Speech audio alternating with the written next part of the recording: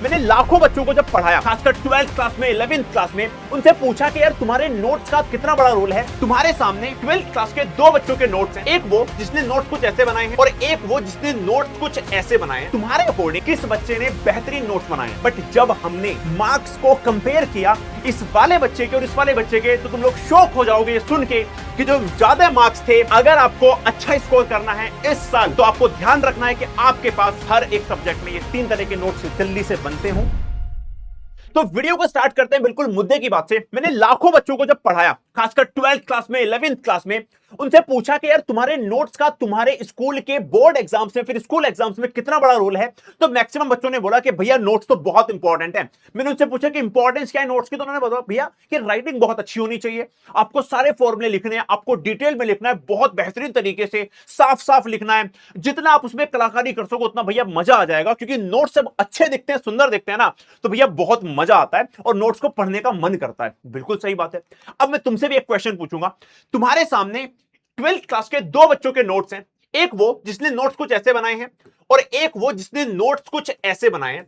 अब मुझे सोच समझ के जल्दी से कमेंट सेक्शन में आंसर बताओ, तुम्हारे अकॉर्डिंग किस बच्चे ने बेहतरीन नोट्स बनाए हैं। मैक्सिमम तुम में से जो आंसर आया होगा कमेंट में, मैं प्रेडिक्ट कर रहा हूं अभी के लिए कि तुम लोगों ने, सबने बोला होगा भैया जो सेकंड वाला बच्चा है ना, इसने बहुत ही प्यारे नोट्स बनाए हैं, और जब इन नोट्स को वो पढ़ने बैठेगा ना, उसको बहुत फन आएगा और वो पढ़ता जाएगा। बात बिल्कुल सही है।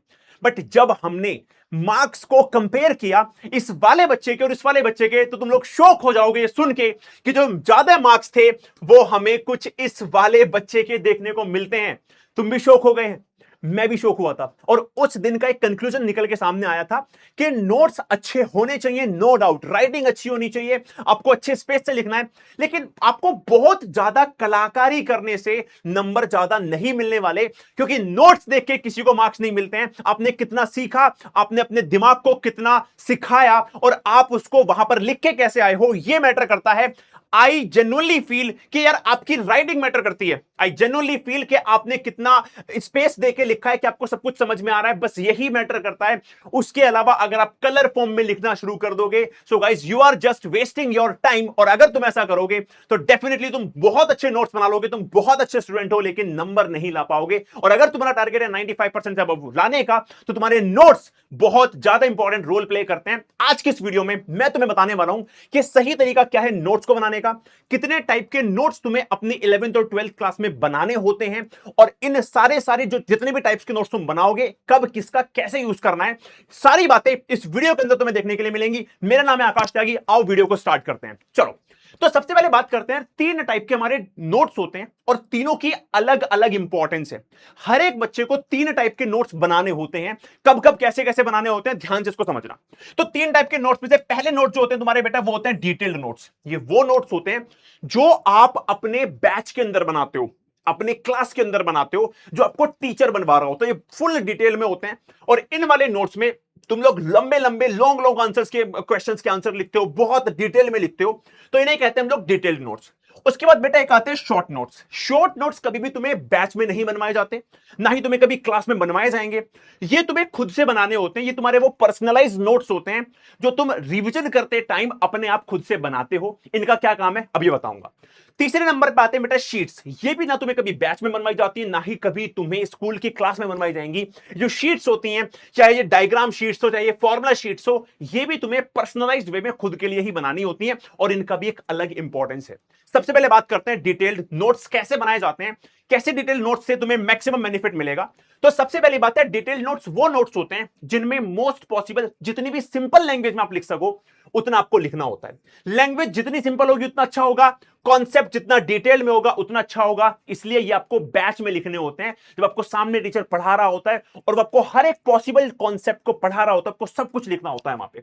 यहां पे आपको टीचर्स के जो वोकल सेंटेंस होते हैं ना, वो भी ऐड करने होते हैं। बहुत बार पता है क्या होता है, टीचर पढ़ा रहे होते हैं तो उन्होंने एक डेफिनेशन लिखवा दी, उसी के लिखवाते लिखवाते उन्होंने एक सेंटेंस बोला कि यार ये वाला जो टॉपिक है ना, जो हम जिसकी हम बात कर रहे हैं, इस टॉपिक की बात कर रहे हैं, यहाँ पे एक कांस्टेंट है, इसकी वैल्यू इस पे डिपेंड करती है। और लिखवाए नहीं, बस मुंह से बता के निकल गए टीचर आगे। बहुत सारे टॉपिक्स में ऐसा होता है, आपको वो सेंटेंस अपने मार्जिन के ऊपर लिखने हैं। मतलब ये नोट्स इतने डिटेल होने चाहिए कि आप टीचर के मुंह से निकले सेंटेंस को भी मिस ना कर दो। इतने डिटेल ये नोट्स होने चाहिए जो आपको बनाने हैं। उसके बाद यूज हिंदी रो लैंग्वेज। बहुत बार ऐसा होता है कि यार हम जब नोट्स को लिखते हैं ना, हमने पूरा लिख लिया, लेकिन हमारे मन में एक ट्रिक यहां पे एक स्ट्रक कर गई कि इस वाले टॉपिक को ना मैं ऐसे याद रखूंगा कि अगर आपको इस वाले क्वेश्चन को सॉल्व करना है तो प्लस लगा के इसको माइनस कर देना है। मतलब कुछ भी आपको जो भी समझ में आ रहा है, आप उस हिंदी रो लैंग्वेज को भी अपने इन नोट्स में ऐड करोगे। आपको लिखना है साइड में, कॉपी के साइड में लिख लो, ब्रैकेट में बंद करके कि ये मुझे याद रखना है रिवीजन के टाइम पे। ठीक है भैया, ठीक है।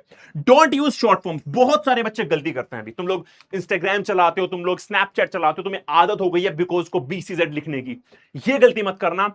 जो तुम यहां पे आदत बनाओगे वही तुम्हें एग्जाम में परेशान करेगी, और तुम बार बार घूम के फिर अपने आप को कोसोगे कि यार मैं बार बार BCZ क्यों लिख रहा हूं यार, एग्जाम में नंबर कट सकते हैं। तो डोंट यूज शॉर्ट फॉर्म्स। यहां पे आपको शॉर्ट फॉर्म्स यूज नहीं करनी है। हिंदी लैंग्वेज में जो आपको लिखना है अपने मन में वो लिख सकते हो आप। ठीक है।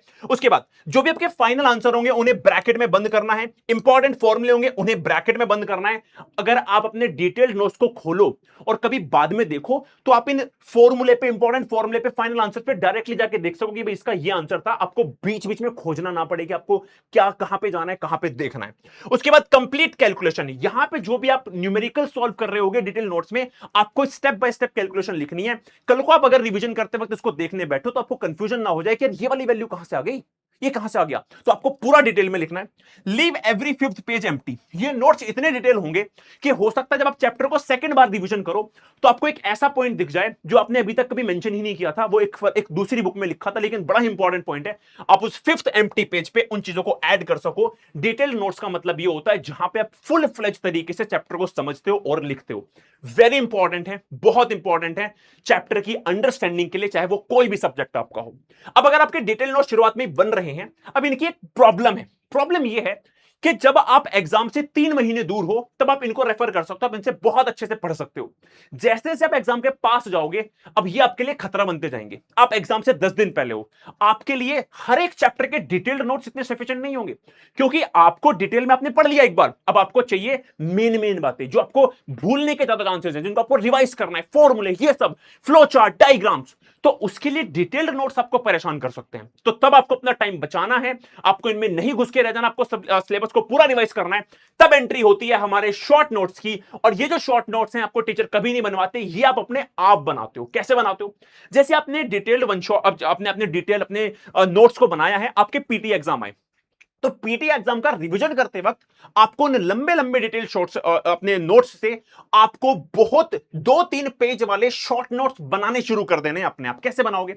आपने डिटेल पूरे के पूरे चैप्टर को रिवाइज किया, याद किया, है ना। आपके सिलेबस में भी एग्जाम में बस 2 ही चैप्टर आ रहे हैं, पीटी एग्जाम में 2 चैप्टर पढ़ने आसान है। तो आपने एक चैप्टर पढ़ा, तुरंत एक 2-3 खाली पेज लिए, और जो भी आपके मन में रिकॉल होता जा रहा है, जैसे कि इंपॉर्टेंट डेफिनेशंस ओनली, जैसे कि इंपॉर्टेंट डायग्राम्स ओनली, जैसे कि कोई लंबी थ्योरी नहीं लिखनी आपको इसमें ना, old formulas, old short tricks जो भी टीचर ने बताई है लॉन्ग, उसमें आपके लॉन्ग नोट्स में, आपके फ्लो चार्ट, ये सब आपको 2 से 3 पेज में खत्म कर देने हैं, और इनको बहुत संभाल के रखना है।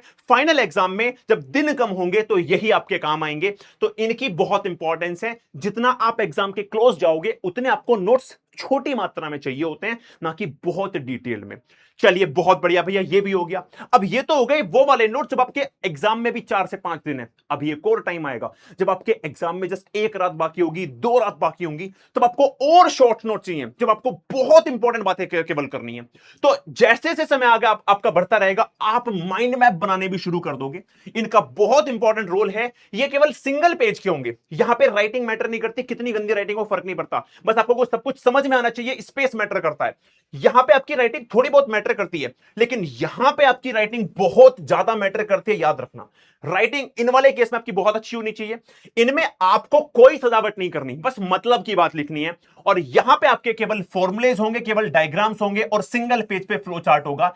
ये आपको काम आएंगे लास्ट के 1 दिन में।